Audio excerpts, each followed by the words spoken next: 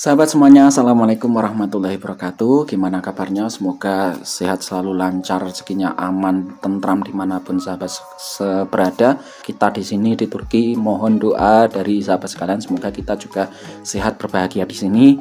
Dan dalam waktu dekat kita bisa selesai pekerjaan di sini, bisa selesai studi di sini, sehingga kita bisa balik di Indonesia dengan selamat karena kita udah rindu sekali dengan Indonesia.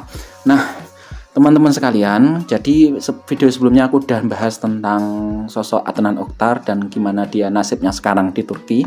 Juga beberapa hal yang berkaitan dengan Adnan Oktar atau Harun Yahya itu silahkan ditonton di kolom deskripsi, aku udah sebutin.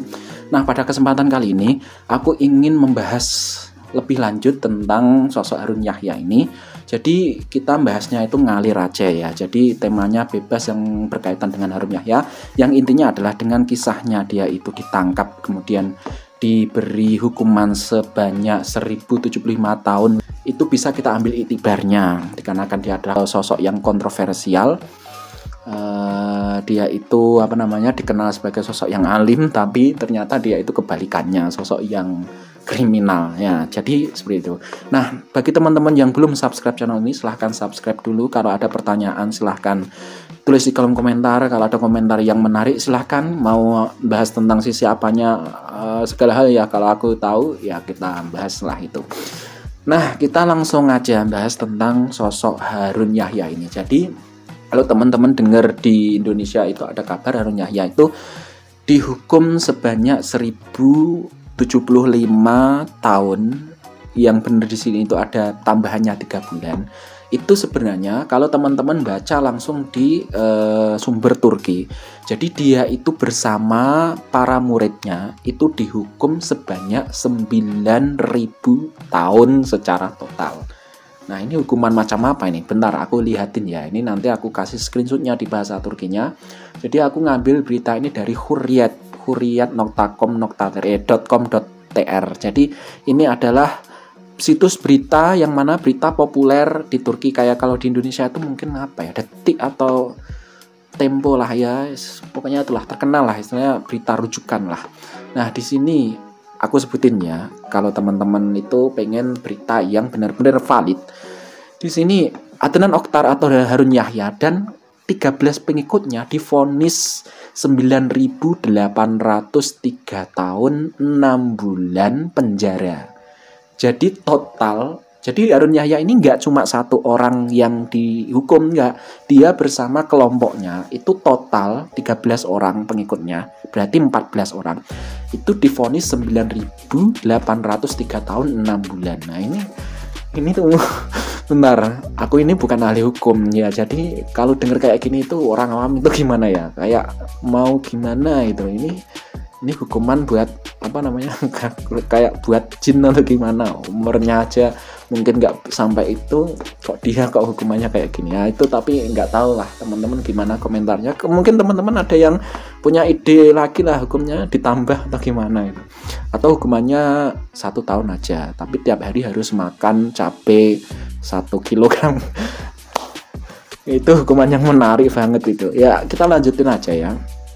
Dan masing-masing itu harus membayar 4.000 tele Turki lira. Itu dendanya 4.000 tele. Benar, aku hitungin ya. 400.000. Nah, sorry. Tele itu IDR berapa ini? Jadi itu adalah hukuman yang diberikan oleh pemerintah Turki kepada Adnan Oktar. Dan aku sebenarnya sudah menunggulah sejak dia ditangkap. Itu di tahun berapa itu ditangkap? 2017 atau 2018. Dia ditangkap, kemudian wah, ini pasti seru ini. Nah, ternyata benar, dan ini hukuman ini termasuk hukuman rekor. Sebelumnya itu di Turki nggak ada semacam ini, dan dia itu dihukum semacam ini. Hukumannya sangat berat sekali. Nah, pertanyaan kita, kenapa kok dia dihukum semacam ini? Apa sih yang membuat dia dihukum sampai hukumannya itu gak manusiawi semacam ini? Kenapa aku nyebut gak manusiawi? Ya, manusia kan umurnya kan terbatas ya, paling gak 100 tahun lah. Dia kalau umurnya itu 50 berarti kan tinggal berapa? Ini umurnya kayak gini kan. Tapi aku nggak mau komentar itu karena aku bukan ahli hukum ya. Nanti banyak komentar keliru. Kita lihat aja beritanya. Nah, sebenarnya apa saja sih kejahatan yang dia lakukan? yang dilakukan oleh Adnan Oktar yang sudah terbukti dan di pengadilan ada banyak sekali buktinya. Yang satu adalah dia itu membentuk dan mengelola organisasi yang mana tujuannya adalah untuk kejahatan. Jadi organisasi yang dipimpin oleh Harun Yahya itu adalah organisasi kejahatan. Kemudian ada bentuknya itu dia itu Adnan Oktar atau Harun Yahya dia itu menyokong organisasi teroris bersenjata. Aku sebutin VETO. Kalau disebutin di sini ada yang denger itu agak nggak enak. Apalagi kalau ada tetangga yang denger aku nyebutin nama itu nggak enak. Jadi diam-diam aja ya. Karena aku nanti nyebutin itu, bahas itu nanti dikira aku orang itu. Karena organisasi ini teman-teman yang pada tahun 2016 itu mereka membuat gonjang-ganjingnya Turki. Jadi di Turki itu kan ada pemakzulan darbe. Bentar, aku lupa bahasa Indonesianya. Kudeta. Jadi di tahun 2016 itu ada kudeta yang ngelakuin itu organisasi ini yang sekarang berdengotnya itu kepalanya itu ada di Amerika. Nah, organisasi ini itu Adnan Oktar atau Harun Yahya dia itu menyokong organisasi ini. Organisasi ini berat sekali hukumannya dan kesalahan Harun Yahya adalah dia itu mensupport organisasi ini. Bentuknya bagaimana aku kurang tahu. Kalau teman-teman pengen tahu ya mungkin aku bisa belajar membaca lebih lanjut tentang kasusnya ini. Tapi kayaknya kita nggak terlalu dalam itulah nanti ribet. Nah, kemudian ada 7 kali pelecehan seksual terhadap anak-anak. Nah, ini pedofil berarti kan. Kemudian ada 27 kali pelecehan seksual kepada seorang lain. Jadi selain anak-anak juga ada 27 kali pelecehan seksual. Dan ini sudah dibuktikan. Kalau nggak ada bukti nggak bakal ada sanksi semacam itu.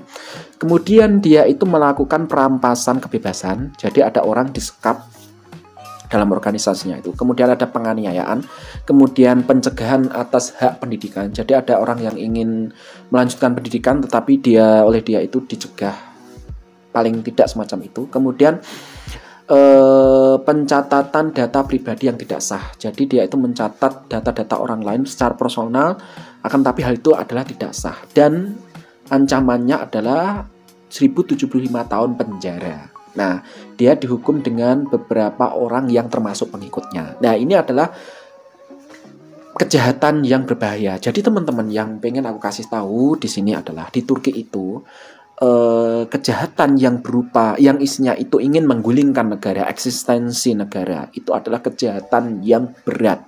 Hukumannya sangat berat. Jadi kalau ada orang yang pengen mengganti istilahnya dasar negara dan lain sebagainya, bahkan menghina pendiri bangsa, yaitu di sini adalah Atatürk, Mustafa Kemal Atatürk, itu adalah kejahatan.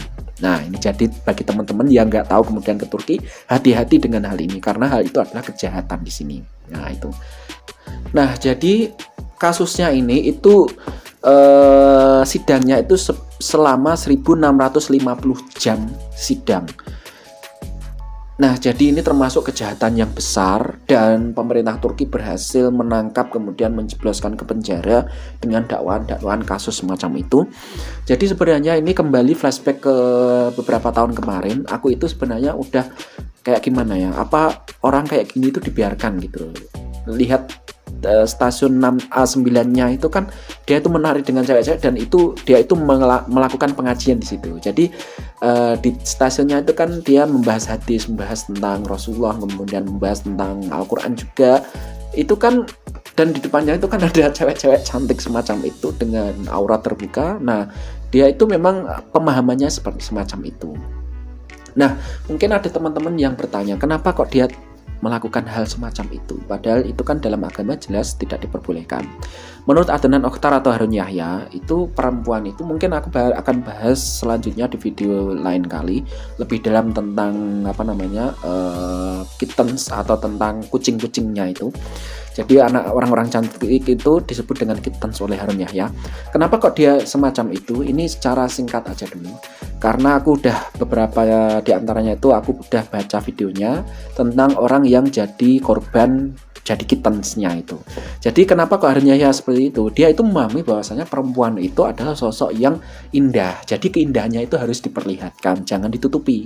Nah ini kan bertolak belakang dengan hadis, dengan Al-Quran, dengan pemahaman jumhur atau mayoritas ulama. Nah ini kan jadi bagi Harun Yahya hal itu legal, boleh nari-nari dengan perempuan cantik, dengan bahkan berarti dia itu kalau dia memakai pemahaman agama berarti mungkin dia punya pemahaman lain ketika dia melakukan pelecehan seksual, melakukan pelecehan terhadap anak di bawah umur. Berarti kan dia menganggapnya boleh dan dia mungkin punya dalil agama tentang hal ini. Tapi aku belum nemu komentar Harun Yahya atau Adnan Oktar mengenai hal itu.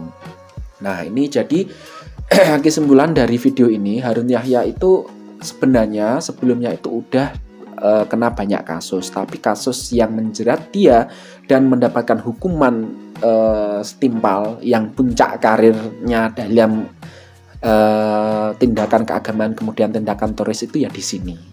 Jadi kita bisa menarik kesimpulan bahwasanya ternyata orang yang punya pengetahuan dalam hal agama itu belum tentu pengetahuannya itu sesuai dengan apa yang berada di dalam hatinya. Jadi kita harus hati-hati memilih seseorang, kita harus berhati-hati dalam memilah informasi. Karena ya sebagaimana yang kita tahu ternyata sosok seperti Adnan Oktar, Harun Yahya ini ada, dan pastinya dimanapun tempat itu bakalan ada sosok seperti dia, menjadikan agama sebagai sebuah kedok yang mana di dalamnya ternyata apa yang dilakukan itu tidak sesuai dengan agama. Nah itu mungkin cukup sekian untuk video kali ini. Silahkan teman-teman yang ada komentar, ada pertanyaan, silahkan tulis di kolom komentar. Nah di video berikutnya aku akan lebih memfokuskan diri pada membahas soal kittens atau kucing-kucing kesayangannya Adnan Oktar atau Harun Yahya ini. Silahkan teman-teman subscribe yang belum subscribe. Kita ketemu lagi dalam video berikutnya. Wassalamualaikum warahmatullahi wabarakatuh. Jaga kesehatan, minum vitamin yang banyak. Kalau keluar pakai masker ya. Sekarang masih ada pandemi. Turuti kebijakan pemerintah. Oh ya, sejak video ini dibuat itu ada vaksin yang sudah diedarkan di Indonesia. Silahkan itu dipakai biar sehat, biar aman, biar nyaman. Oke. Wassalamualaikum warahmatullahi wabarakatuh.